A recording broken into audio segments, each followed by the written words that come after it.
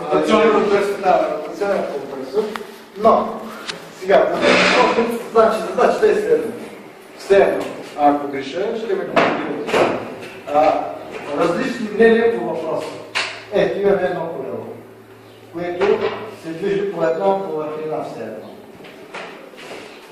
Първият въпрос беше на къде е насочена силата на тренинг при положение, нали, че приемем, че това колело се движи в тази. Започваме с елементи движена сила и имаме момент. Разкажи с ръката. Добре, имаме, значи, то всъщност е момент.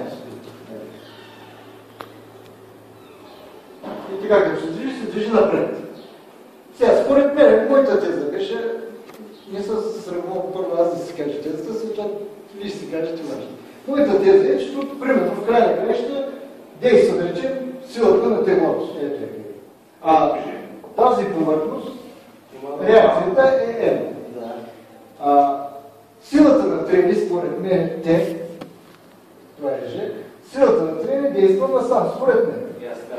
Силата, значи, за да се движи това нещо напред, този въртящ момент трябва да е такъв, че да определя сила, която, да речем, аз се записах, да е по-голяма от те. И ти нещо да движи напред. Обаче, колегите имат друго мнение, че силата на трени се движи насочена насам. Айде да кажеш,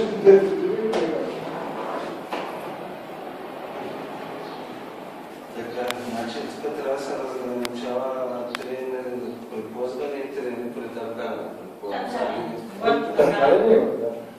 Сте ги учили. Тогава се получава, че когато имат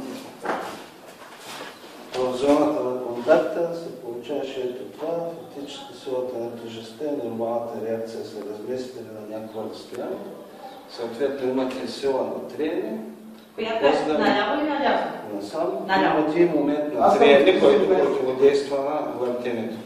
Значи силата на трение противодейства на силата, която дърпа на там, и момент на трението, който е. Тоест, силата на трение е обратна на абсолютно момент на трение, може ли да го наречем съпротивителен? Той се съпротивителен. Не се знаме сега.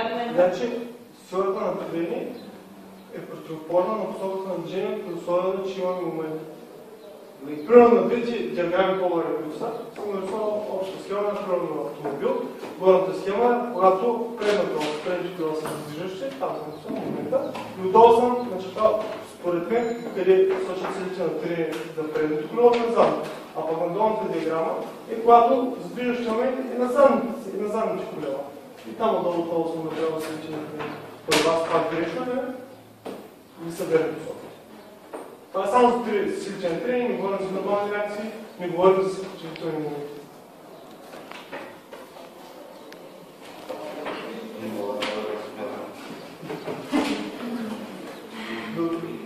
Се рече, че са грешни.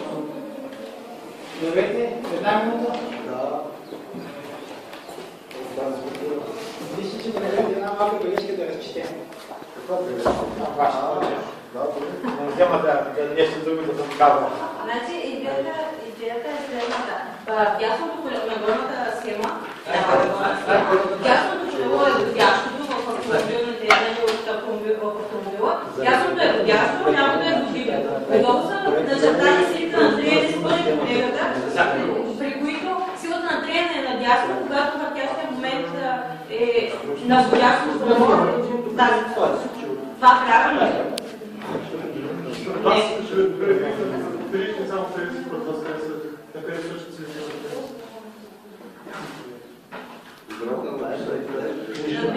И върти за 5 кръга, без значение.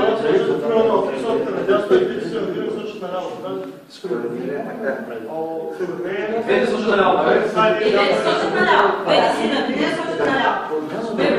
Без значение дали има момент, дали се често. Ако имаш трение, препоръчвам, че даваш.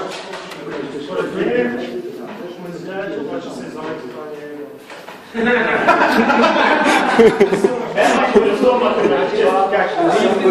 Работите варианта да върте губи пък държа напред на предните губи на спирачка.